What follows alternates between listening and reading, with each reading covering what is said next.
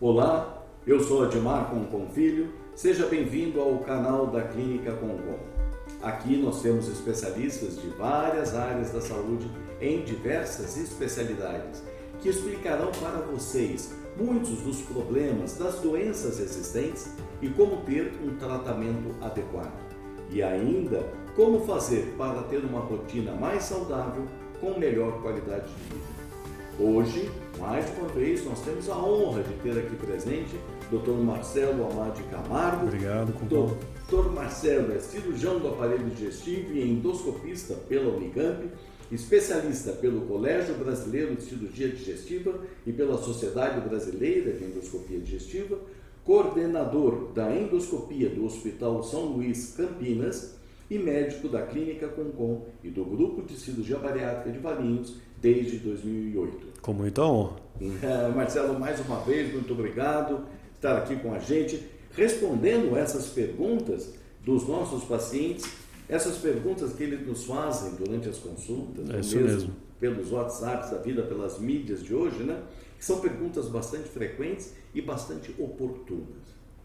Uma delas, o paciente que está com aquela dificuldade de engolir, ele sente uma dificuldade da progressão do alimento, que nós médicos chamamos de disfagia. Mas, Marcelo, o que é essa disfagia? Ok, Concon, então vamos explicar para os nossos ouvintes aqui, nossos telespectadores, o significado da palavra disfagia, como você já falou aí na introdução.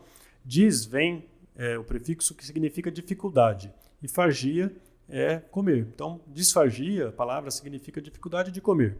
Tem um outro termo que a gente usa também aqui na medicina, que é odinofagia. Odino vem de dor e fagia vem de comer. Então, odinofagia diz respeito à dor na hora de comer.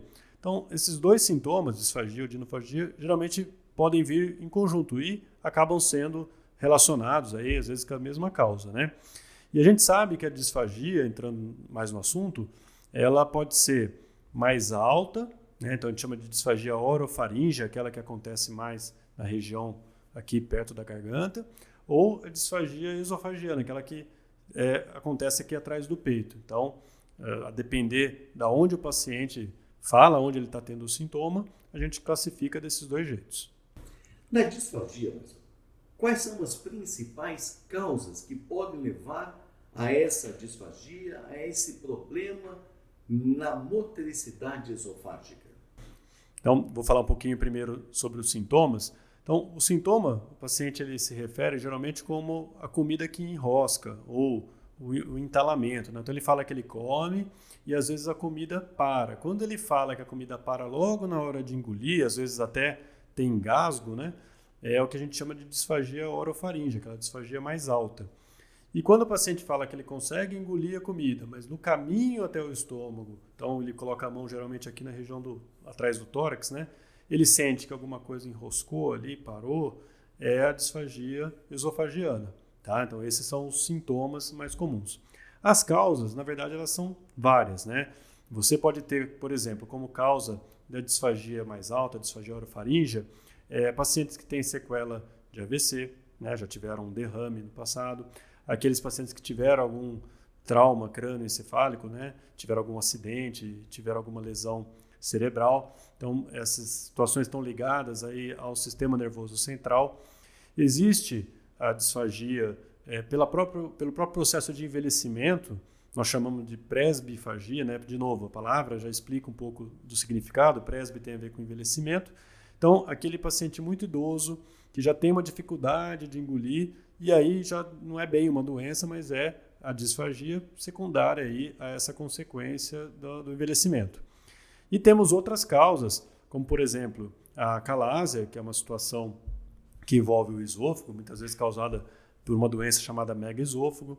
A esofagite eosinofílica, que é uma outra condição que é a principal causa da disfagia em pacientes mais jovens, né? Então, tem várias causas, e por isso que é um problema complexo, né? Na hora da gente fazer a investigação, da gente fazer o diagnóstico, às vezes dá um pouquinho de trabalho para chegar nessas causas. Uma vez o paciente tendo esses sintomas que você bem explicou, como é que nós podemos fazer o diagnóstico ou confirmar essa suspeita dessa alteração na motilidade esofágica? Então, o diagnóstico ele acaba sendo feito basicamente através de exames, né? Um primeiro exame muito importante para a gente ter na nossa relação é a endoscopia digestiva alta, tá? Porque essa endoscopia ela vai conseguir enxergar dentro do esôfago e verificar se ali dentro do esôfago tem alguma lesão, né? Então, muitas vezes, um câncer, por exemplo, é uma outra causa que eu esqueci de falar mais cedo. Câncer de esôfago pode ser causa de disfagia. Então, muitas vezes a endoscopia consegue ver uma área ali que está crescendo, um tumor, e já consegue fazer o diagnóstico.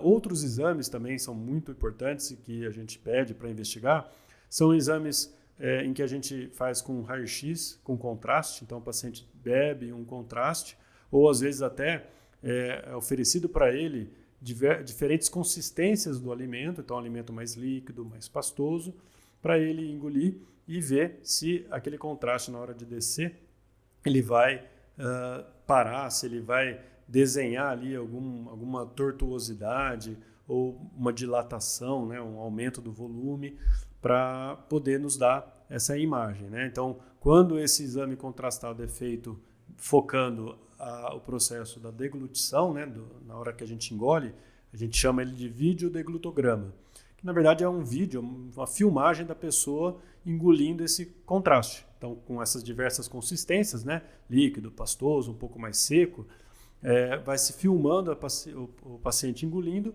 e vai vendo o que acontece, se esse contraste tem dificuldade de descer para o esôfago.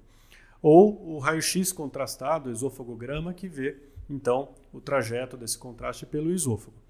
Fora isso, a gente ainda tem a manometria, que é um exame muito importante também, muito bom, muito específico para estudar os distúrbios de motilidade do esôfago.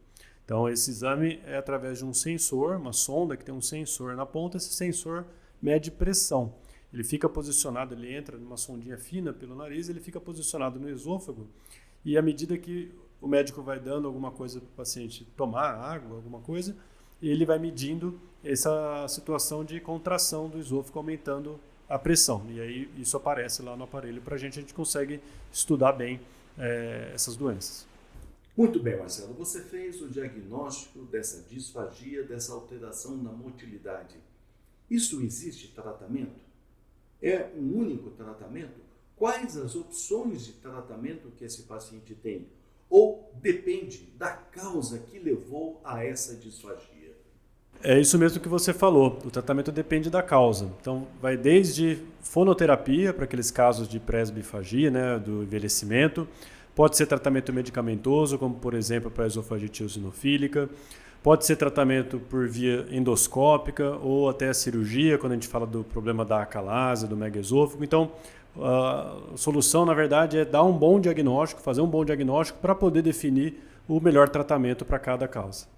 Marcelo, muito obrigado pelas explicações, elas realmente foram bastante úteis, bastante claras para nós. Muito obrigado por mais uma vez estar aqui no canal no YouTube, colaborando com a gente, participando em levar essas informações aos nossos pacientes. Mais uma vez, Concon, eu que agradeço a oportunidade de estar aqui, podendo tirar as dúvidas aí dos nossos pacientes, ajudar eles a terem uma saúde melhor do aparelho digestivo.